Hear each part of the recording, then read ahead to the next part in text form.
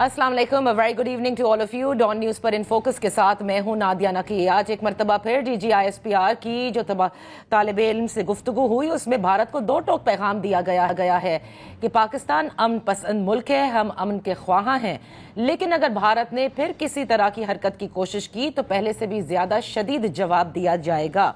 साथ ही उन्होंने अफगानिस्तान में जो हमारे अफगान ब्रदर्स हैं उनके लिए पैगाम भी दिया कि वो किसी भी सूरत भारत का आलायकार ना बने और अफगानिस्तान वहाँ दहशतगर्दों को पनाह ना दे। आपको याद है कि बलूचिस्तान के हवाले से कुछ ही रोज़ कबल यानी रवां हफ्ते DGISPR की जानिब से पूरी दुनिया के सामने वो तमाम शवाहिद पेश किए गए जिसमें भारतीय दहशतगर्दी के मुलव्वस होने के, बलूचिस्तान की अमन व अमान की सूरत हाल ख़राब करने के शवाहिद मौजूद थे। और खुशदार का वाक़या आप सबके सामने मौजूद है और हुकूमत वक्त ने यह फैसला कर लिया है कि हर सूरत भारतीय प्रॉक्सीज और ये जो पूरा नेक्सस है इसका किला कमा किया जाएगा। दूसरी जाने भारत अपनी हजीमत छुपाने के लिए जो मार्का हक में उसे उठानी पड़ी, हर तरह की पूरी कोशिश कर रहा है। जो बयानात हैं वो आपके सामने हैं। उन्होंने सिफारती सतह के डेलीगेशंस भी तश्कील दे दिए हैं ताकि वो अपने झूठे प्रोपेगेंडे को किसी भी सूरत आलमी फ्रंट पर मनवा सके, जो कि अब तक मुमकिन नहीं हो सका है। आज हमने देखा कि वज़ीर आज़म शहबाज शरीफ साहब भी 4 मुल्की दौरे पर रवाना हो गए हैं। उन ममालिक का दौरा भी कर रहे हैं जिन्होंने पाकिस्तान की खुलकर इस पूरे मार्का हक में हिमायत भी की थी और इलाक़ाई जो सूरत हाल है इस पर तबादला ख्याल किया जाएगा और जो बाहमी ताल्लुकात हैं उस पर भी बातचीत की जाएगी। अब आते हैं कि ये जो बैनुल अक़वामी इस वक्त फ्रंट है और डोमेस्टिक फ्रंट है, इस पर हुकूमत की जो हिकमत अमली है क्या वह दुरुस्त है, इसमें और क्या तब्दीली करने की ज़रूरत है, इस पर बात करते हैं। इन फोकस है हमारे साथ सीनियर सियासतदान हैं, साबिक गवर्नर सिंध रह चुके हैं, मोहम्मद ज़ुबैर साहब। बेहद शुक्रिया फॉर जॉइनिंग अस टुडे। पहले तो पाक भारत ताल्लुकात के हवाले से बात करते हैं। ज़ुबैर साहब, इस वक्त जो आप मामलात देख रहे हैं और खुसूसन नरेंद्र मोदी के जो बयानात हैं वो भी सामने हैं, बड़े एस्केलेटरी हैं और इसी तरह से इंडियन ऑफिशियल्स भी जो गाहे बगाहे इंटरव्यू दे रहे हैं उससे ये साफ जाहिर है कि जैसे अब वो सेकंड इस जंगबंदी के बाद जो कहा गया था कि ब्रॉडर सेट ऑफ इश्यूज पे बात की जाएगी, उसके लिए वो हरगिज़ तैयार नहीं हैं। आप क्या देख रहे हैं कि मामलात ये जंगबंदी के कशीदा हो सकते हैं और ये एक बड़ी टेम्पररी फेज है जंगबंदी का? नहीं Nadia, thank you very much for inviting. एक तो मैं समझता हूँ कि ये सीज़फायर विल होल्ड मतलब फेयरली लॉन्ग पीरियड के लिए, एटलीस्ट नियर फ्यूचर में तो कोई ऐसा एस्केलेशन होने का ताल्लुक कोई भी इम्कान नहीं है। उसकी वजह बड़ी सिंपल सी है। एक तो मैं पहले भी समझ रहा था वॉर शुरू होने से पहले कि इंडिया इस किस्म की एडवेंचरिज्म नहीं करेगा, बिकॉज इंडिया की मिलिट्री को कम से कम, if not the political leadership और द मीडिया, मिलिट्री लीडरशिप को बिल्कुल पता था कि पाकिस्तान का मिलिट्री रिस्पॉन्स कितना शिद्दत से आ सकता है और कोई इसमें क्लियर विनर नहीं होगा। So Indian military I thought would know capability हमारी और हमारी एनर्जी, हमारे जो भी प्रोफेशनलिज्म है तीनों अफवाज की। सो बट जाहिर सी बात है, मोदी साहब ने एक ऐसा नैरेटिव बिल्टअप किया था with in minutes of the Pahalgam incident कि वो तो बस उसमें उनके पास कोई ऑप्शन ही नहीं बचा था सिवाय इसके कि वो इंडिया अटैक करे पाकिस्तान को और वो अवाम को दिखा सके कि जी देखे हमने इंडिया पाकिस्तान को कितना बर्बाद कर दिया, तबाह बर्बाद कर दिया। और फिर प्लस उनके साथ मीडिया ने प्ले अप ऐसा किया। And this is years of arrogance and a myth जो कि इंडिया में मोदी साहब के आने के बाद से दिमागों में डाली गई थी कि they are the greatest nation on earth, और एक ऐसा जो इंडियन फिलॉसफी के अगेंस्ट था, जो इंडिया की बुनियादी असूल थे। एक तो सेक्युलरिज्म के हवाले से इंडिया की जो पहचान थी और उनकी स्ट्रेंथ थी, और दूसरे डेमोक्रेसी के हवाले से उनकी स्ट्रेंथ थी, दोनों को मोदी साहब ने तबाह कर दिया। लेकिन वो जाहिर सी बात है इकनॉमिक तरक्की के बनीत ये छुप गया था जो उनका हिंदुत्व का फिलॉसफी थी, लेकिन वो बुरे तरीके से एक्सपोज हुआ once they were in a difficult situation. सो वो मेरा नहीं ख्याल है कि वो जितना मर्जी रिटोरिक बोलते रहें, जितना मर्जी उनके लीडरशिप बोलती रहे, क्योंकि उनके पास कोई चॉइस नहीं है इस वक्त, तो वो चुप करके बैठ नहीं सकते। सो बड़ी बड़ी बातें तो उन्होंने करनी हैं। और India always has been obsessed about Pakistan. Indian elections में पाकिस्तान मेन फोकल पॉइंट होता है, अनलाइक पाकिस्तान जहाँ India no one talks about India, at least in the last 25 years or so. किसी भी elections में हमारे India has not been a major issue. बिल्कुल सही. So Indians have learned their lessons. They have learned their lessons. और आपने सही कहा कि अभी वो फिलहाल आपको लगता है कि ये दोबारा कोशिश नहीं करेगा. बहरहाल लेकिन कोवर्ट ऑपरेशंस तो वो कर रहा है. बलूचिस्तान के हवाले से तमाम तर चीज़ें हमारे सामने हैं. अभी आपने देखा कि उन्होंने IMF को भी रोकने की कोशिश की, वहाँ भी हजीमत उठानी पड़ी. और अब खबरें ये हैं कि वो FATF को पुश करने की कोशिश कर रहे हैं कि पाकिस्तान को ग्रे लिस्ट में धकेला जाए. और वर्ल्ड बैंक से भी उन्होंने उनके ऑफिशियल्स के हवाले से रॉयटर्स ने ये खबर भी ब्रेक की थी कि वो कोशिश करेंगे कि वर्ल्ड बैंक भी फंड ना कर सके. तो इन फ्रंट्स के ऊपर पाकिस्तान की क्या हिकमत अमली होनी चाहिए? देखिए, Pakistan, I think Pakistan is taking all the right steps. India ने मिसकैलकुलेशन ये की थी कि वही जो प्री वॉर या प्री पहलगाम इंसिडेंट था ना, उसमें एक India was able to convince the world और फॉर द लास्ट 20-25 ईयर्स कि पाकिस्तान के जहाँ तक इशू है वो सिर्फ टेररिज्म के हवाले से बातचीत हो सकती है. और इवन अमेरिकन प्रेसिडेंट्स जो पास के थे या यूरोपियन लीडर्स थे या अरब लीडर्स थे, वो कभी भी इंडिया की सेंसिटिविटी को नहीं छेड़ते थे कि जी आप लोग दोनों बैठें और कश्मीर का मसला और आपके जो दूसरे मसाइल हैं उस पर बात करें. So the world kept quiet and Modi साहब थॉट कि this is the way the world is going to behave. लेकिन उन्होंने इतनी इमेच्योरिटी से रिएक्शन की थी कि इमीडिएटली पॉइंट आउट किया पाकिस्तान की तरफ. और फिर एक न्यूक्लियर आर्म दो कंट्रीज हैं, the world got up to start notice कि जी इनके इरादे हैं क्या. और वो उस वजह से जो उनको फॉरेन पॉलिसी में बैकफायर हुआ है. सो ये जो IMF के पास गए थे कि जी ये बता सकें या FATF को बताने की कोशिश करेंगे या वर्ल्ड बैंक को या दूसरे, वो तो जाहिर सी बात है we can expect Indians to go to the extra mile उसमें कन्विंस करने के लिए. लेकिन इंडियंस अगेन इसमें एक जो इमेच्योरिटी है, FATF या IMF या वर्ल्ड बैंक या कोई और दूसरा जो फोरम है वो इस तरह से काम नहीं करता कि इंडियन कुछ लीडर्स जाएंगे, स्पेशली अगर उनके फॉरेन मिनिस्टर गए तो वो तो बिल्कुल ही बैकफायर कर जाएगा, जिनको मेरा ख्याल है कोई कन्विक्शन है ही नहीं उनकी बातचीत में. लेकिन द वर्ल्ड इज सेइंग कि भाई ठीक है, हम समझते हैं कि terrorism is an issue, but हमें कुछ बताएं तो सही ना. पाकिस्तान आके बलूचिस्तान के हवाले से हमें इतने सॉलिड एक एविडेंस देता है, आप सिर्फ ये कहते हैं कि नहीं हम तो देंगे नहीं, ये वक्त गुजर चुका है. That is the way they behaved the world कि पहलगाम के बाद हम नहीं कोई एविडेंस देंगे, हमारे पास कोई है ही नहीं एविडेंस. बट किया तो पाकिस्तान नहीं होगा. मतलब कभी कोई जज बैठ के ऐसे फैसले करता है और वो भी दो न्यूक्लियर आर्म्ड एक वॉर की तरफ लेके जाना. सो इंडियंस का जो सारी स्ट्रेटजी है ये IMF के हवाले से भी आई थिंक पूरे तरीके से बैकफायर करेगी. तो अब ये जो आला सतह का वफ्द तश्कील दिया है हुकूमत ने जुबैर साहब, जिसमें वो बिलावल भुट्टो जरदारी साहब की सरबराही में, आप समझते हैं इसमें ऑपोजिशन जमातों को भी शामिल करना चाहिए था जैसे इंडिया ने किया है? देव made up to 9 teams I guess, इसमें कांग्रेस के लोग भी हैं, दीगर जमातों के भी हैं. एक तो इंडिया में मजबूरी है उनकी, जाहिर है बीजेपी के पास कोई इतना क्लासिक किस्म का कोई बंदा है ही नहीं जो वर्ल्ड स्टेज पर जाके उस तरह से बात कर सके शशि थरूर के अलावा. I don't think so BJP में उस किस्म के लेवल का कोई बंदा है. सो उनकी तो एक मेरा ख्याल है मजबूरी भी एक तरह से थी. पाकिस्तान में आई डोंट थिंक सो कोई ऐसी बात है कि जी सारों को शामिल किया जाए. अगर आपके पास सही आर्गूमेंट्स होंगे, बिलावल भुट्टो के पास सही फैक्ट्स होंगे, कम्युनिकेशन स्किल्स होंगी, कन्विक्शन से बात कर सकेंगे, पाकिस्तान का केस पेश कर सकेंगे, तो आपको कोई 20 मेंबर्स नहीं चाहिए. और अभी भी मैं समझता हूँ थोड़े से ज़्यादा हैं, बिकॉज जिस तरह हिना रबानी खर हैं, वो फॉरेन मिनिस्टर रह चुकी हैं and she's a top person in terms of foreign policy expertise. शहरी रहमान हैं, खुरम दस्तगीर हैं. आई डोंट थिंक सो कि जी वो MQM को भी शामिल कर लें और दो और PMLN के भी ले लें एंड सो ऑन. सो जब मिसाल के तौर पर खुरम दस्तगीर आ गया था, again probably in PMLN, entire PMLN, मैं तो समझता पहले से दिन से कह रहा था कि अगर फॉरेन मिनिस्टर को डिजर्व करता था तो खुरम दस्तगीर करता था. So we have enough people. I don't think so हमें ये बताने की ज़रूरत है भाई ऑपोजिशन का काम नहीं है कि हर चीज़ में हर पॉइंट पर हुकूमत का साथ देना. बट जाहिर सी बात है, सो far the opposition supports Pakistan efforts कि जी वो जा रहे हैं. और बिलावल भुट्टो, मैं तो समझता हूँ Bilawal Bhutto is the best choice, क्योंकि उनकी एबिलिटी है, उनको बहुत अच्छा बात करते हैं, फॉरेन मिनिस्टर रह चुके हैं, उनकी पॉलिटिकल इंसाइट है.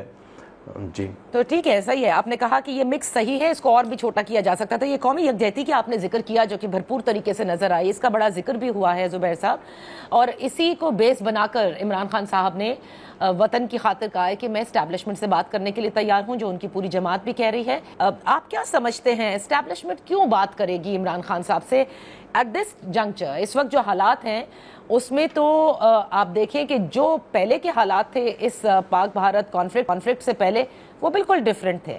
اس وقت حکومت کے لیے بھی اسٹیبلشمنٹ کے لیے بھی سب اچھا بھی ہے, مضبوط بھی ہیں, پوری قوم نے ان کا ساتھ بھی دیا ہے. آپ سمجھتے ہیں this is the right time for them to approach Imran Khan? دیکھیں, this is the right time to approach. اس میں میرا پوائنٹ آف ویو تھوڑا سا مختلف ہے. بالکل آپ نے 2-3 دفعہ ذکر کیا کہ یہ جب وقت آیا تو پوری قوم ایک ساتھ کھڑی ہو گئی, but that was between India and Pakistan. When it comes to India, اور جب ظاہر ہے ہمارے اوپر خطرہ ہوتا ہے اور ہماری انٹیگریٹی کو چیلنج ہوتا ہے تو پوری قوم ساتھ ہوئے گی. آپ کو کسی کو بتا, اور یہ ایگزیکٹلی یہ وہ پوائنٹ ہے جو ہمیشہ میں کہتا ہوں کہ آپ کو کسی کو بتانے کی ضرورت نہیں ہوتی کہ جذبہ پیدا کریں پاکستان کے لیے. سب محب وطن ہوتے ہیں, کسی کا کچھ اور اینگل ہوتا ہے اپروچ کرنے کا, کسی کا کچھ اور اینگل ہوتا ہے, بٹ یہ غداری کے سرٹیفکیٹ جو ہم بانٹتے رہتے ہیں نا چھوٹی چھوٹی باتوں پر. بٹ ابھی جو آپ نے کہا کہ ایک بڑی ایک یونٹی دکھائی ہے قوم نے, this is also an opportunity to bring everyone on board. وہ کیسے کہ آپ نے دیکھیں نا, آپ نے ایک ڈپلومیٹک فرنٹ پر آپ نے دکھانا ہے, آپ نے ملٹری فرنٹ پر آپ نے یونٹی دکھانی ہے, بٹ پولیٹیکل پولرائزیشن جو پری وار تھی وہ ختم تو نہیں ہوئی ہے. اگر آپ نے کسی کا حق مارا ہے پولیٹیکلی, جو میں سمجھتا ہوں آپ نے مارا ہے پی ٹی آئی کا, تو اب وقت ہے کہ چلو اس کو بھی اس کا ازالہ کیا جائے اور ان کو سیٹسفائی کیا جائے جس حد تک آپ سیٹسفائی کر سکتے ہیں, چاہے وہ ارلی الیکشنز کے تھرو ہیں یا واٹ ایور.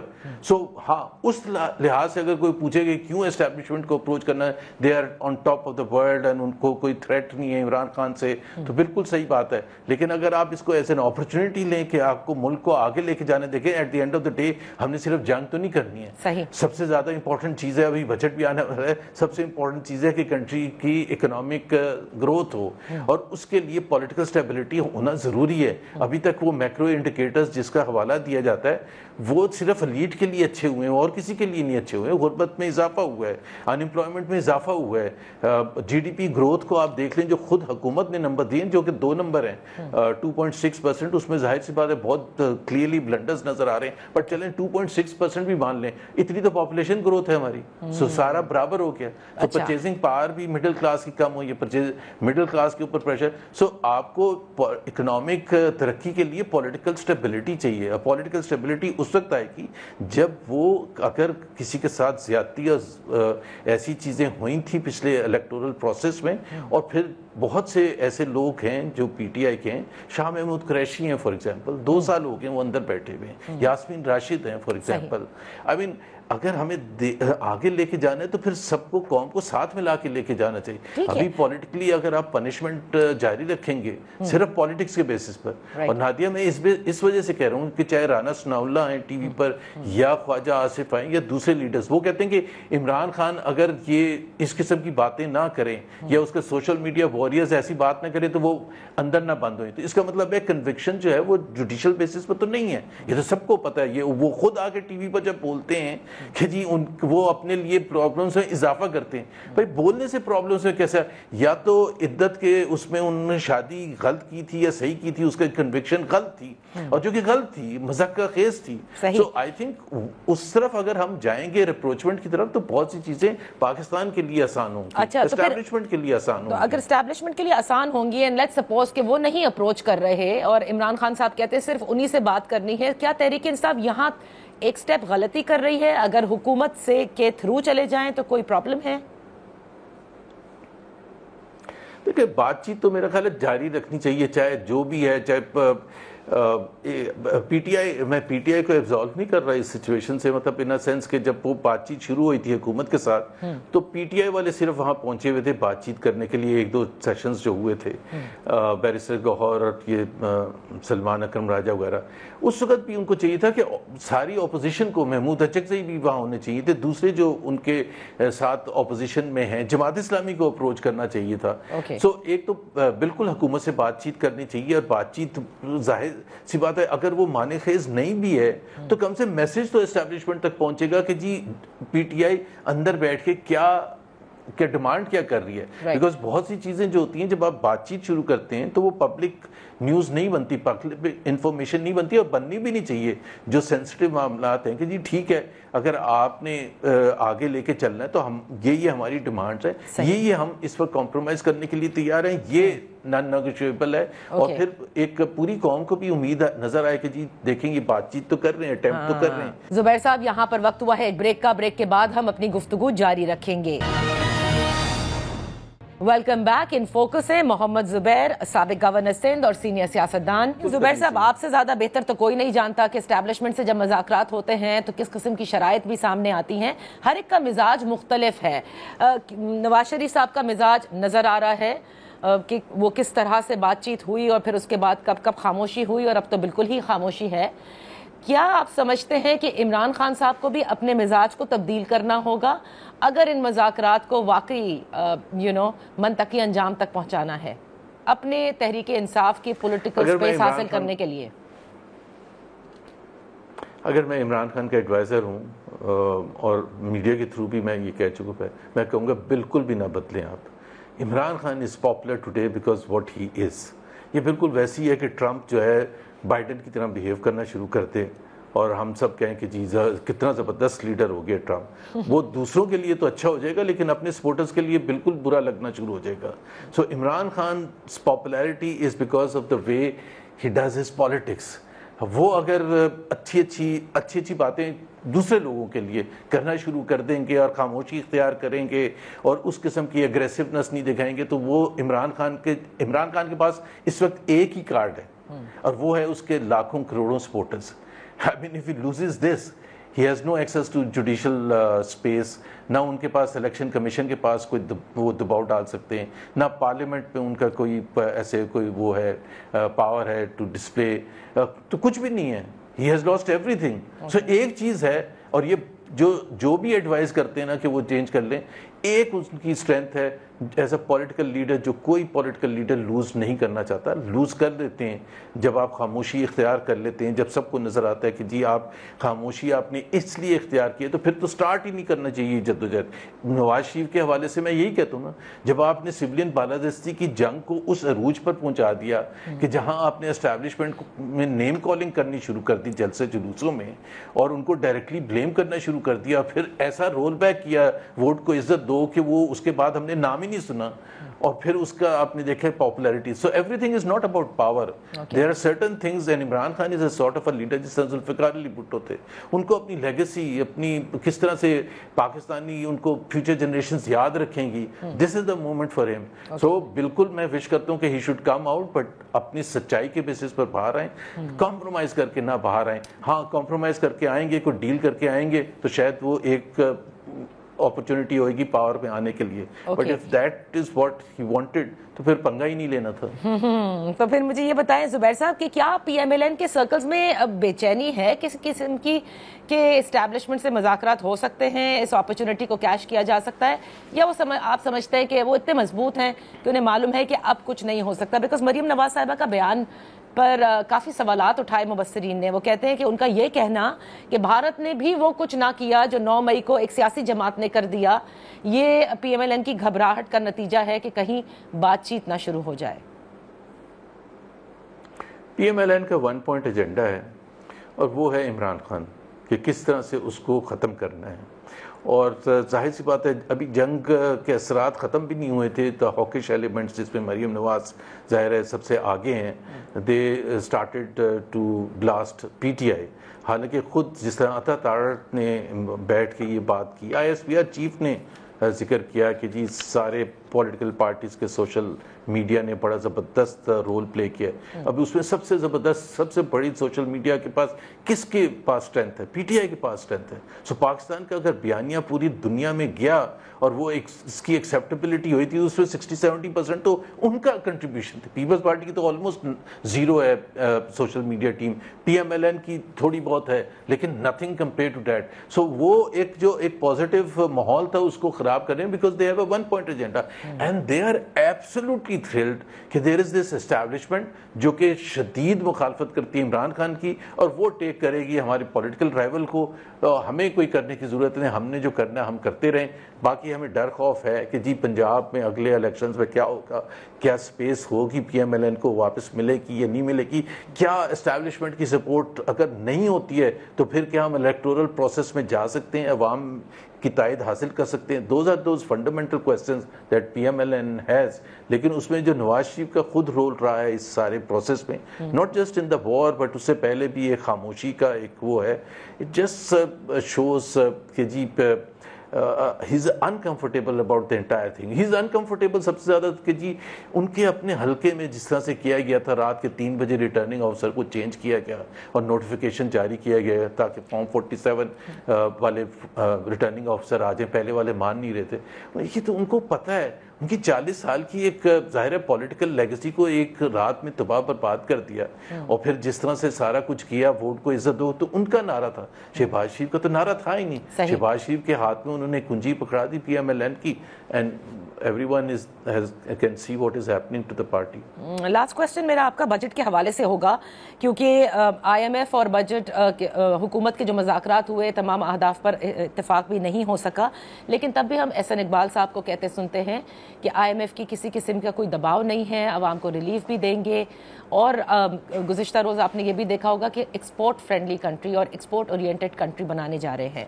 یہ کیسے ممکن ہے جب آپ نے ابھی اپنی گفتگو میں ہی کہا کہ فگرز بھی فجڈ ہیں اور یہ بڑا ضروری ہوگا کہ فار گڈ اکنامک ہیلتھ آپ قومی یکجہتی کا مظاہرہ کریں اور باقاعدہ طور پر اس کو ایکسرسائز بھی کریں. کیا دیکھ رہے ہیں آپ زبیر صاحب, کیسے ایکسپورٹس کو بڑھایا جا سکتا ہے؟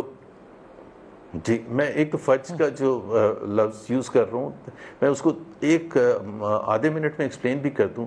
گورنمنٹ نے ابھی جب نمبرز دیے نا کہ جی ڈی پی گروتھ 2.68% ہوگی, تو اس میں line by line Hare sector کی گروتھ پہلے 3 کوارٹرز جو کہ ختم ہو چکے ہیں اس کے فگرز دیں. ٹھیک ہے, اگر پہلے 3 کوارٹرز میں کوئی بھی سیکٹر ہے, لائک کنسٹرکشن ہے, لائک لارج اسکیل مینوفیکچرنگ, اگر وہ نیگیٹو ہے, تو ایئر اینڈ پر جس میں 1 کوارٹر بچا ہے اس میں کیسے بہت بھرپور انداز میں پازیٹیو ہو سکتی ہے؟ آئی مین دس از a very simple question.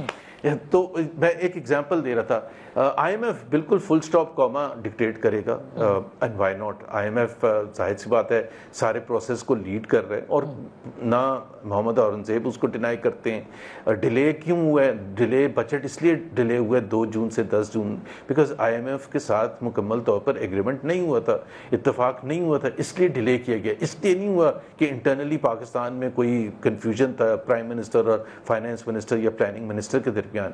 I M F آپ کو بہت سلو ریکوری کی طرف لے کے جانا چاہتا ہے. وہ نہیں چاہتے کہ جی آپ کی جی ڈی پی گروتھ کی خاطر آپ اپنی اکانومی کو اوپن کر دیں. ابھی بھی وہ چاہتے ہیں کہ جی جس طرح سے پچھلے 2 سال پہ 3 سال سے چلا ہے, وچ از بیسکلی ٹو انشور کہ آپ کی امپورٹس اتنی زیادہ نہ بڑھیں, اور اس کی نہ بڑھنے کی وجہ سے آپ کی اکنامک ریکوری نہیں ہوتی, اس کی وجہ سے آپ کی ان امپلائمنٹ ہوتی ہے, اس کی وجہ سے آپ کی غربت میں اضافہ ہوتا ہے. صحیح. اب یہ ظاہر سی بات ہے, ہم تو شکنجے میں پھنسے ہوئے ہیں آئی ایم ایف کے. We have no option but to follow I M F dictates. صحیح, بہت بہت شکریہ محمد زبیر صاحب for being with us on the. وقت ہوا ہے ایک بریک کا, جب بریک کے بعد واپس حاضر ہوں گے تو بلوچستان کے حوالے سے جو حکمت عملی اس وقت موجودہ حکومت نے اٹھائی ہے وہ کس حد تک مؤثر ثابت ہوگی, تاکہ وہاں پر جو بھارتی ریاستی دہشت گردی کے پے در پے واقعات ہے اس کو ختم کیا جا سکے. Right after this one.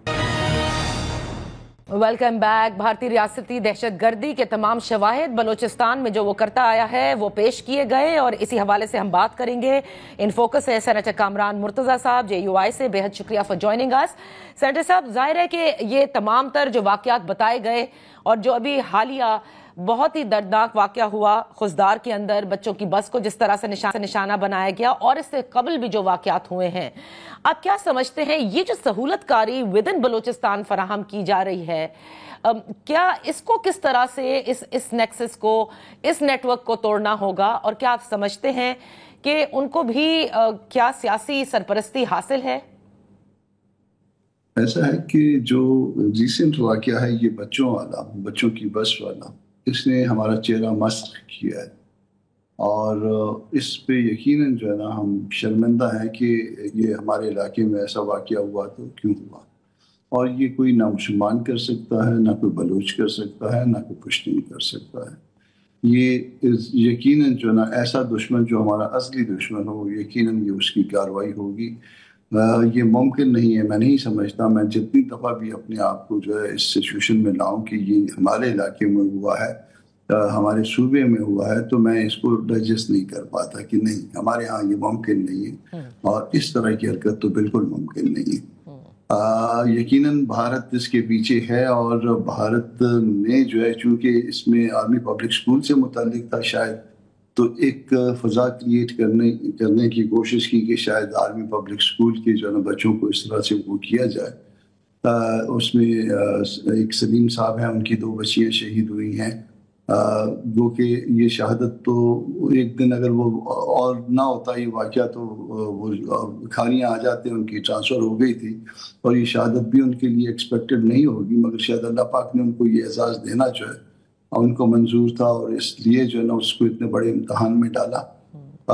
مگر یہ جو ہے نا میں اس واقعے سے کسی بلوچستانی کے کسی بھی تعلق کا برات کا اعلان کرتا ہوں، کوئی بلوچستانی یہ حرکت نہیں کر سکتا۔ اب آج D G I S P R نے جب گفتگو کی تو انہوں نے کہا کہ افغانستان میں جو ہمارے بھائی ہیں ان سے بھی وہ کہیں گے کہ بھارت کے ہاتھوں آلائی کار نہ بنے، اور وہاں جو دہشت گردی کے ٹھکانے ہیں ان کو بھی ظاہر ہے اس کے حوالے سے پاکستان کہتا ہے۔ آپ سمجھتے ہیں کہ بلوچستان کے حالات کو خراب کرنے کے لیے بھارت پہلے بھی ملوث رہا ہے، اور اب پاکستان کو ایران اور افغانستان کے ساتھ تعلقات کو بہتر کرنا ہوگا اور کچھ میکنزم ترتیب دینا ہوگا تاکہ وہاں ان کے ٹھکانوں کو نشانہ بنایا جا سکے؟ دیکھیے 3 چیزیں جو ہے نا وہ کرنی ہوگی۔ پہلے تو اس سپیس کو ختم کرنا ہوگا، اگر ہمارے ہاں کوئی سپیس ہے بھی ہے، کوئی پیڈسٹل مل بھی جاتا ہے ان کو، تو اس پیڈسٹل کو جو ہے نا اس معاملے کو ایڈریس کرنا ہوگا کہ اگر کہیں تھوڑا سا بھی جو ہے نا ان کو کسی کو کوئی سہارا وہاں پہ بلوچستان میں ملتا تو وہ سہارے کی بات ہی نہ رہے، اور وہ سہارا بات چیت سے ممکن ہے۔ کسی کو پولیٹیکلی، اور جو لوگ ود ان کانسٹیٹیوشن پالیٹکس کی بات کرتے ہیں اور حقوق کی بات کرتے ہیں، وہ ان کو جو ہے نا وہ آپ اس لائن کے اس طرف نہ سمجھیے، نہ ان کو اس لائن کے اس طرف دھکیلیے، بلکہ اس ایسا میکنزم بنائیے جس میں معاملات کو ایڈریس کیا جا سکے۔ اس کے بعد جو ہے وہ آپ کے یہ یقیناً ہمارے بھائی ہیں، ایرانی بھی ہمارے بھائی ہیں اور افغانستان والے بھی ہمارے بھائی ہیں، دونوں ہمارے بھائی ہیں، مگر اس کے باوجود جو ہے کلبھوشن والا معاملہ جو ہے وہ وہاں سے ایران سے آپریٹ کرتا تھا، اب یہ اوپن سیکرٹ ہے، اور بعض اوقات بعض معاملات کو افغانستان سے آپریٹ کیا جاتا ہے، یہ بھی اوپن سیکرٹ ہے۔ ان معاملات کو ان دونوں ملکوں کے ساتھ جو ہے وہ درست کرنا چاہیے، ان کو ایسا نہیں ہونا چاہیے۔ ایون ایران میں ایک واقعہ ہوا، میں نے خود جو ہے نا میں ایک دفعہ ایرانی امبیسڈر سے ملا تھا، میں نے ان کو ریز کیا، جس میں وہ بھاولپور کی کوئی فیملی تھی، شاید ایک فیملی کے کافی لوگ جو ہے وہ شہید کیے گئے تھے، تو یہ ایشو جو ہے ہم نے خود بھی ریز کیا ہے، مگر اس میں ایشو ریز کرنے کے ساتھ ساتھ جیسے کلبھوشن جیسے لوگوں کا وہاں مستقل جو ہے نا وہ کافی عرصے سے رہنا، یہ ایک ایسا سوال ہے جس کو میں آج تک اپنے ذہن میں آنسر نہیں کر پایا ہوں۔ تو جب آپ کہتے ہیں نا کہ بہت سارے لوگ جو کہ کانسٹیٹیوشن کے دائرے میں رہ کر کے بلوچستان میں اور ملک میں سیاست کر رہے ہیں، ان کو اس لائن کی طرف مطلب پار جو ہے وہ دھکیلا نہ جائے، آپ نے دیکھا کہ پریس کانفرنس میں مہرنگ بلوچ صاحبہ کا ذکر ہوا، کہا کہ ان کا جو مست چہرہ ہے وہ بھی دنیا کے سامنے آنا چاہیے، اور کل بریگیڈیئر راشد ولی جنجوعہ صاحب بھی ہمارے ساتھ تھے، انہوں نے ذکر کیا، انہوں نے کہا کہ نوجوانوں کو گمراہ نہ کیا جائے، اور ان کی جو اپنے والد تھے مہرنگ بلوچ کے، انہوں نے 40 سے 50 قتل بھی کیے ہیں۔ کہہ لیں گے یہ وہ باتیں جو ہم میڈیا پر بیٹھ کر نہیں کرتے، لیکن کیونکہ یہ ذکر ہوا تو اس لیے انہوں نے کی۔ آپ کیا سمجھتے ہیں کہ ان نوجوانوں کو جو کہ بہت بڑی تعداد میں ہیں، آپ نے دیکھا ہے بی وائی سی میں، یا اس کے علاوہ بھی کیسے ون اوور کرنا ہوگا اور یہ کتنا ضروری ہے؟ ایسا ہے کہ انسیڈنٹلی میں اس کیس میں پیش ہوا ہوں، میں اس کیس کا کاؤنسل تھا، اور اگر آپ نے سننا چاہتی ہیں تو سن لیجیے، اگر آپ کاٹنا چاہیں تو بے شک کاٹ دیجیے گا اس کو۔ جو پٹیشن فائل ہوئی تھی، پہلے اس کی بہن جو ہے وہ ایڈوکیٹ ہے اور نادیہ نام ہے اس کا، اور یہاں اسلام آباد میں پریکٹس کرتی ہیں۔ وہ اس پٹیشن میں یہ سوال پیدا ہوا تھا کہ آپ نے لائلٹی ٹو اسٹیٹ جو ہے نا وہ نہیں لکھی، تو میں نے خود جو ہے وہ بات کی تھی اس سے، اور اس نے کہا تھا کہ نہیں میں لائل ٹو اسٹیٹ ہوں. اور دین جو ہے نا ایک ایفیڈیوٹ کہ loyal to state obedient to law and the constitution. اور یہ پھر ایفیڈیوٹ اس میں فرسٹ پروسیڈنگ جو تھی اس میں جو نادیہ کی طرف سے پٹیشن فائل ہوئی تھی اس میں یہ ایفیڈیوٹ اس کی طرف سے فائل ہوا تھا. پھر دین اگین جو ہے نا ایک جو دوسری پٹیشن فائل ہوئی تھی وہ مارنگ کی اپنی طرف سے فائل ہوئی تھی. اس پٹیشن کو بھی ہائی کورٹ نے بلوچستان ہائی کورٹ نے انٹرٹین نہیں کیا، مگر سٹل اس میں بھی جو ہے نا یہ بات جو ہے وہ پلیٹ کی گئی تھی، اور وہ پٹیشن بھی ان کی ہدایت کے تحت بنی تھی. باقی میں اس پہ نہیں کہتا کہ اس کے والد نے کیا کیا تھا یا اس نے خود کیا کیا ہے، میرے پاس ایسی کوئی ایویڈنس نہیں ہے. میں ایک وکیل کے طور پر اس میں پیش ہوا ہوں، مگر یہ دو باتوں کی وضاحت ضروری تھی. ایفیڈیوٹ میں نے اس کی ہدایت کے مطابق تیار کیا تھا، باقاعدہ جیل میں اس نے جا کے اس کو اس کا تھم امپریشن اس پہ لگا تھا، کیونکہ جیل میں جا کے وہ تھم امپریشن ہی لگتا ہے سگنیچرز. یہ تو وضاحت آپ نے دی سینیٹر صاحب، لیکن میں جاننا چاہتی ہوں جو بلوچ یوتھ ہے جس کا ذکر آپ نے پہلے بھی کئی بار میرے پروگرامز میں کیا ہے، اس کو ون اوور کرنے کے لیے حکومت کو کیا کرنا چاہیے؟ اس میں سب سے پہلی بات جو ہے نا آپ یہ سمجھیے کہ ہمارے ہاں جو ہمارا صوبہ بلوچستان ہے اس میں ایک تو پانی کی کمی کی وجہ سے رقبہ زمین ہمارے پاس بہت ہے، مگر زمین بہت ہونے کے باوجود ہمارے پاس پانی کی کمی ہے. اور پانی کا نہ ہونا جو ہے نا ہم زراعت کر سکتے ہیں اور نہ ہی اس کی پانی کے اوپر، چونکہ مال چرائی بھی اس پہ بیس کرتی ہے، یعنی بھیڑ بکریاں چرانا. تو یہ دونوں کام جو ہے نا یہ ہمارا جو بنیادی وہ تھا وہ یہ ریڈیوس ہوتا جا رہا ہے. ایک اور جو چیز ہم جس پہ ڈپینڈ کرتے ہیں وہ بارڈر کی، کیونکہ ہم دو بارڈرز کے ساتھ پڑے ہوئے ہیں اور ان دو بارڈرز کے اوپر دونوں طرف سے سامان آتا بھی ہے جاتا بھی ہے. صحیح. ہاں، وہ اس کے اوپر جو ہے نا وہ روزگار کا ذریعہ تقریباً چھن گیا ہوا ہے. پانی کی قوت جو بیس کرتا تھا روزگار کے دو ذرائع وہ میں پہلے بتا چکا ہوں کہ وہ ریڈیوس ہو گئے ہیں اس کی، کیونکہ بارشیں ٹائم پہ نہیں ہوتی، کم ہوتی ہیں یا بہت زیادہ ہوتی ہیں.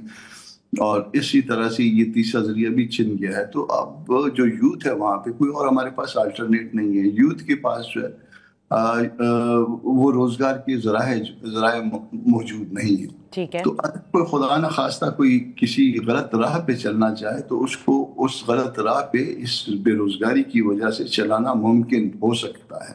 تو اس معاملے کو گورنمنٹ کو ایڈریس کرنا چاہیے، یہ سب سے پہلا ہے. اور دوسرا جو ہے نا وہ اونرشپ ہونی چاہیے. دیکھیے آپ یہاں بھی مسائل ہیں، پنجاب میں مسائل ہیں، سندھ میں مسائل ہیں، خیبر پختونخوا میں تو خیر ڈسٹربنس ہے، مگر وہاں پہ بھی دوسری طرح کی ڈسٹربنس ہے، مسائل ہوتے ہوئے بھی. مگر اونرشپ جو ہے نا وہ ہر شخص کی ہے کہ یہ میرا ملک ہے. یہ اونرشپ جو ہے آپ بلوچستان میں بھی دیجیے. وہ ہم سمجھتے ہیں کہ یہ ہمارا ملک ہے، ہمارا اپنا ملک ہے، اور ہم اس کے ساتھ اتنے ہی وفادار ہیں جتنا کوئی اور ہو سکتا ہے. مگر یہ اس میں جو ہے نا اس بانڈ کو جو ہے مضبوط بنائیے، اور جب یہ بانڈ مضبوط ہوتا جائے گا تو وہ ہندوستان جو یہاں پہ شرارتیں کرتا ہے یہاں سے اس کو ہم باہر نکال دیں. لیکن سینیٹر صاحب بسط احترام ایک چیز میں کہنا چاہوں گی، ان امپلائمنٹ کی شرح تو پورے پاکستان میں بڑی ہے، تو یہ جواز تو ہو نہیں سکتا کسی بھی شدت پسندی کا یا سہولت کاری کا. I think there is more to it. کیوں بلوچستان کے اندر ہی یہی ہم سنتے آئے ہیں، محرومیوں کی وجہ سے شدت پسندی میں اضافہ ہو رہا ہے، اور ان محرومیوں میں معذرت کے ساتھ کیا سرداروں کا چاہے وہ ڈکٹیٹرشپ والے ادوار ہوئے ہوں یا ڈیموکریسی کے، سب نے اگر اسلام آباد میں کی پوزیشنز ملی تو سب نے بلوچستان پہ تو کسی قسم کی کوئی ہم نے نہیں دیکھا کہ ڈیولپمنٹ کی ہو. وہ آج بھی اتنا ہی پسماندہ ہے جتنا جب میں نے صحافت شروع کی تھی. تو یہ وہ سوال ہیں جو پھر وہاں کے رہنے والوں کو بھی ایڈریس کرنے ہوں گے. ایسا ہے کہ وفاق کو ہمیشہ جو ہے ڈیل کرنے کے لیے سردار وغیرہ کھایا، اور سردار نے درمیان میں جتنے وسائل جو ٹرانسفر کیے گئے اس کو جو ہے اس لوٹ مار میں کافی سارا حصہ اپنے استعمال میں لایا، اور وہ بلوچستان کے اندر استعمال میں نہیں لایا. اس میں سے بہت سے لوگ جن کو میں جانتا ہوں وہ ملک سے باہر انہوں نے وہ انویسٹمنٹ کی، یہاں سے مطلب یہاں سے ہاتھ مارا اور وہاں جا کے انویسٹمنٹ کی، اور بہت سے لوگوں نے صوبے سے باہر جا کے انویسٹمنٹ کی. اگر وہ صوبے میں ہی ری انویسٹ کر دیتے یا وہ خرچ کر لیتے تو نتیجہ جو ہے صوبے میں حالات شاید مختلف ہوتے. تو یہ جو درمیان کا آدمی تھا جو وفاق کے بارے میں تھا ڈیل کرتے ہوئے, اس نے بھی بہت کچھ جو ہے نا وہ ان حالات کا ذمہ دار ہے, اور اب وفاق نے اس کو عادت بھی ڈال دی ہوئی ہے. آپ وہاں کی سیاست کو آزاد کر دیجئے, جو لوگ پاکستان کے اندر کی سیاست کرتے ہیں ان کو جو ہے نا وہ مضبوط ہونے دیجئے, بھلے وہ آپ کے ساتھ اتفاق کرتے ہیں باقی معاملات میں یا اختلاف کرتے ہیں, اور دوسرا روزگار کے ذرائع کو جو ہے نا وہ وہاں پہ پیدا کریے, آپ کے حالات خود بخود بہتر ہوتے جائیں گے. بہت بہت شکریہ سینیٹر کامران مرتضیٰ صاحب, پروگرام میں حصہ لینے کے وقت ہوا ہے ایک بریک کا. بریک کے بعد جب ہم واپس حاضر ہوں گے تو بات کریں گے تحریک انصاف کے حوالے سے.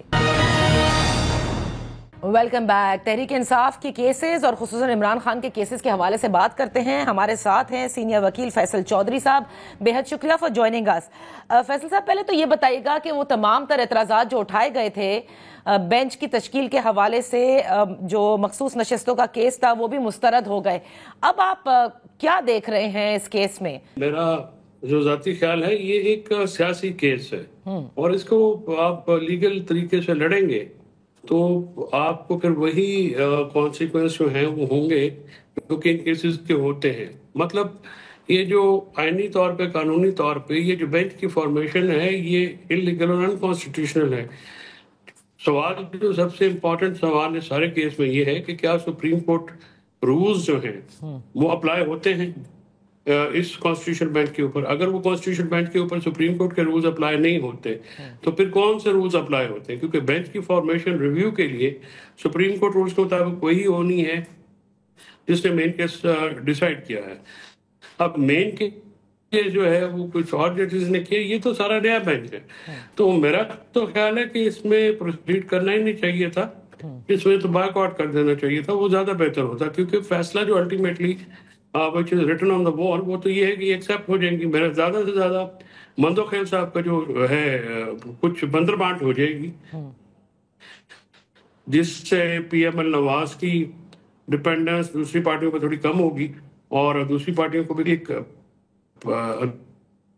اندازہ ہے کہ یہ شاید ہو جائے, اور باقی تو جو فیصلہ آئے گا اس کے مطابق دیکھیں گے. پی ٹی آئی کی جو لیگل ٹیم ہے اس کی اسٹریٹجی جو ہے اور کیسز میں بھی وہ فلاٹ نظر آتی ہے. ایک تو سب سے پہلی بات تو یہ ہے کہ وہ اس میں پارٹی نہیں بنے. تو بہت وزٹس ہیں, لیگل وزٹس ہیں اپنے کہیں, تو مجھے سمجھ میں نہیں آتی کہ پارٹی کیوں نہیں بنے. دوسری بات یہ ہے کہ جو اے ٹی سی کیسز ہیں اس میں بھی 40 دن کے ٹرائل کا ڈائریکشن دی ہے عمران خان سمیت سب کے, وہ تو 40 دن میں ڈیسائیڈ ہو کے سزا ہو جائیں گے, تو یہ اس پہ بھی سوئے ہوئے ہیں. تو عمران خان صاحب کو یہ جو معاملات ہیں ان کی انفارمیشن جو ہے پراپر نہیں دی جا رہی, اور نہ ہی فیملی جو ہے وہ پراپرلی اس چیز کو کمپریہینڈ کر سکی ہے, اور وہ دوسری باتوں پہ زیادہ جو لگے ہوئے ہیں ان کو چاہیے کہ ان باتوں پہ بھی توجہ دیں. تو فیصل چودھری صاحب آپ کہہ رہے ہیں, اور بالکل آپ نے درست فرمایا کہ لیگل وزرڈز وہاں پر موجود ہیں, اور مطلب جنہوں نے سالہ سال پریکٹس بھی کی ہے, تو کیوں آپ کے نزدیک وہ ان کو اتنا لائٹلی لے رہے ہیں, اور جہاں ان کو ایکٹ کرنا چاہیے اور جس طرح آپ کہتے ہیں کرنا چاہیے وہ نہیں کر پا رہے؟ جو پرانے ججز سب چلے گئے جو ان کو ریلیف دیتے تھے, تو اب ہاسٹائل کورٹس ہیں, تو ہاسٹائل کورٹ کا مطلب یہ ہوتا ہے کہ جب ججز اور وہ ماحول آپ کے مطابق نہ ہو اور وہاں پہ آپ کو کیس لڑنا پڑے, اور وہاں پہ جو ہے آپ کو یہ معاملات نکالنے پڑتے ہیں. اسی لیے جو تاریخ میں بڑے وکیل ہیں, جو بھٹو صاحب کے وکیل تھے یا دوسرے وکیل تھے, وہ اس لیے یاد رکھے جاتے ہیں نا کہ اتنے ہاسٹائل ایٹماسفیئر میں بھی ان کی کارکردگی بہتر تھی. باقی یہ دنیا کو بھی نظر آ جاتا ہے اور وہ ایک ہسٹری جج کرتی ہے, لیکن اس وقت جوڈیشری 26 میں ترمیم کے بعد تو اس پہ اگر کوئی بھی پی ٹی آئی کا بندہ عدالتوں سے امید لگا کے بیٹھتا ہے تو میں سمجھتا ہوں کہ یہ تو پھر بے وقوفوں سے بھی پرے کی بات ہے, وہ نہیں ہونا. اور اس میں کسی قسم کی کوئی, مجھے تو I have no cavil in rendering my opinion کہ عدالتوں سے امید لگانا جو ہے بے وقوفی ہے. تو فیصل چودھری صاحب آپ نے کہا نا کہ عمران خان صاحب تک صحیح طور پر ان کو نہ بریف کیا جا رہا ہے نہ بتایا جا رہا ہے, تو آپ کی تو سب سے زیادہ ملاقاتیں ہوتی رہی ہیں, اور مجھے نہیں معلوم کہ اب نیکسٹ کب ہوگی, لیکن کیا آپ نے بھی ان کو نہیں بتایا کہ جو کیسز ہیں اس میں کہاں پرابلم آ سکتی ہے اور کیا پرابلم ان کی لیگل ٹیم کر رہی ہے؟ آپ کا کیا خیال ہے لیگل ٹیم سے باہر کیوں؟ صحیح. اچھا تو for فیصل صاحب informing him in the correct situation. اچھا اب آتے And ہیں I never hesitate.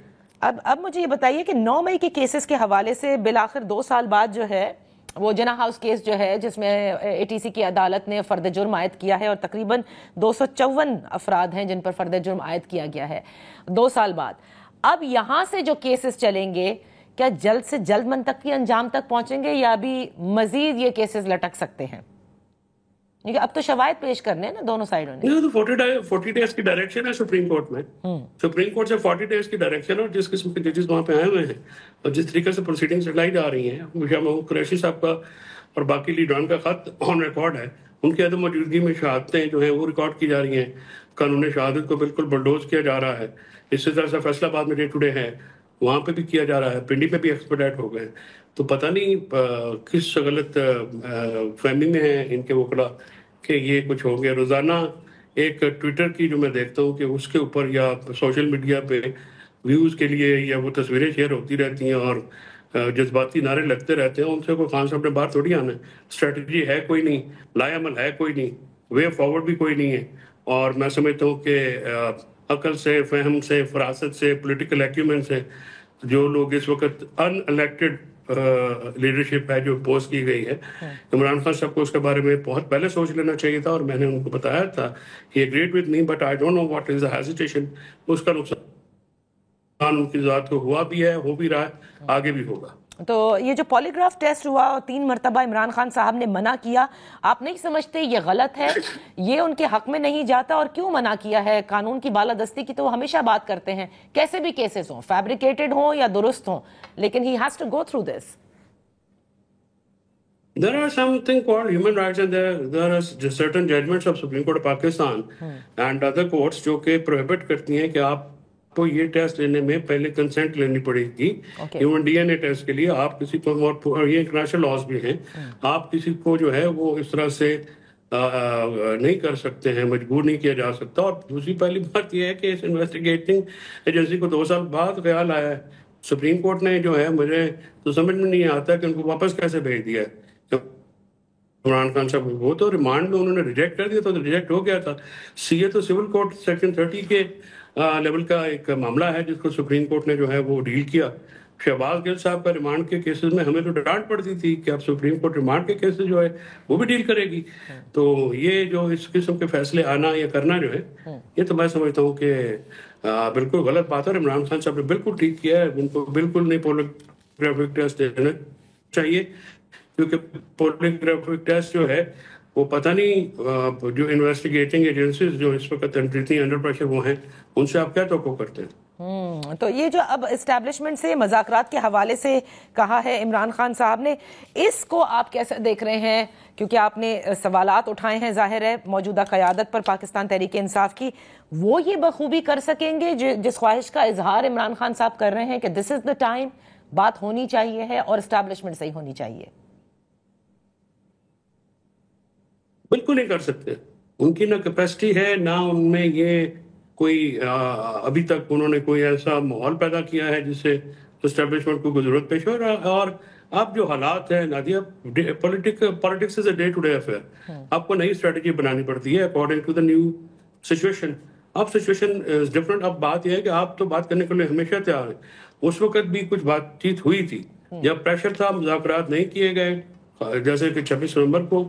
اور پھر جو بندے ہیں جیسے گور ہیں یا علی امین ہیں یا دوسرے پولیٹیکل سینس رکھنے والے لوگ ہیں, ان کے خلاف ایک باقاعدہ مہم شروع کی جاتی ہے. باہر سے بیٹھے ہوئے لوگ جو ہیں اندر کے لوگوں سے, پارٹی کے اندر سے لوگوں سے ملے ہوئے ہیں, اور وہ شروع کر دیتے ہیں کہ جی یہ کمپرومائز ہے. تو یہ اس طرح سے پارٹی کمزور ہوئی ہے اور پارٹی کا کوئی حال نہیں ہے. پارٹی کی اندرونی لڑائیاں اس قدر بڑھ گئی ہیں کہ اسٹیبلشمنٹ کو یا کسی اور کو کچھ کرنے کی ضرورت ہی نہیں ہے. اب ارریلیونٹ ہوتے جا رہے ہیں ڈے ٹو ڈے. جب تک الیکٹڈ لیڈرشپ جو ہے, جیسے گور صاحب ہیں یا متحمل والے آدمی ہیں, ان کے ہاتھ میں نہیں دیے جائیں گے معاملات, تو عمران خان صاحب کو یہ بات میں بتا چکا ہوں, تحریک جو ہے وہ نہیں چلنے والی ہے, اس کا کوئی ماحول نہیں ہے. جنید اکبر سمیت سارے بھی ایک سائڈ پہ ہو جائیں, بندے نہیں نکلیں گے. اس کی وجہ ہے کہ موسم بھی ایسا ہے. دوسری اور پھر ان کی لیڈرشپ جو ہے وہ ساری کوورڈ ہے, وہ بھاگ جاتی ہے موقع سے. اور ایسی چیزوں کے اوپر پھر لوگ جو ہیں ان کے بچے شہید ہوئے ہیں. کوئی ورکر جو چاہ رہا تو ہوتے نہیں ہے کہ اب ہر وقت ان کو ڈال دیں کسی کے آگے. تو یہ ذاتی کی بات ہے, اس طرح سے طریقے نہیں چلتی. طریقے چلانے کے لیے بھی ماحول بنانا پڑتا ہے. اچھا, اور وہ ماحول نہیں ہے. اچھا ماحول نہیں ہے. آپ نے کہا بیرسٹر گوہر ہوں, علی امین ہوں, ظاہر ہے انہیں کسی قسم کی کوئی ٹرافی نہیں ملی. بیرسٹر گوہر جب کو وہ فری ہینڈ نہیں ملا تو فری ہینڈ تو وہاں کسی کو بھی نہیں ملا نا, انکلوڈنگ بیرسٹر گوہر. وہ بھی ہر وقت یہی کہتے رہتے ہیں کہ میں پہلے جا کے بانی تحریک انصاف سے بات کروں گا, وہ اگر ہمیں بتائیں گے تو پھر ہم آگے بڑھیں گے. Does he have that free hand from Imran Khan کہ وہ جائیں اور بات کر لیں؟ He has to have. Imran Khan صاحب has to decide upon it. اور ان کو کچھ بندے اگر ان کو نہیں تو کوئی اپنی جو بندے ایسے جن کے اوپر وہ ٹرسٹ کرتے ہیں ان کو لگا دیں, اور they must have political acumen. Otherwise جو ہیں جو بندے انہوں نے لگائے ہوئے ہیں وہ ان کا نقصان کر رہے ہیں, اور آئی ہوپ کہ ان کو ریئلائز ہو جائے. دیکھیں نا ان کی بیوی کی ان کی اپنی ضمانتوں کا کچھ نہیں بن رہا, کچھ معاملات نہیں ہو رہے. اور یہ بات جو ہے لیگل سائڈ پہ تو نہیں ہو گئی, یہ جہاں سے ہونے ویسے ہی ہونے ہیں, لیکن ان تک پہنچنے کے لیے بھی تو آپ کو جو ہے وہ کوئی آپ کا اتنا دباؤ ہی نہیں ہے. لیکن وہ کیوں بات کریں گے, یہ بھی تو دیکھیں نا, وہ اس وقت کیوں بات کریں گے؟ ایگزیکٹلی, میں آپ کو یہی تو عرض کر رہا ہوں کہ ان کی کیا کمپلشن ہے کہ آپ سے بات کریں اس وقت. ان کے اوپر تو کوئی دباؤ نہیں ہے. وہ تو بات آپ نے کرنی ہے اور آپ نے راستہ نکالنا ہے.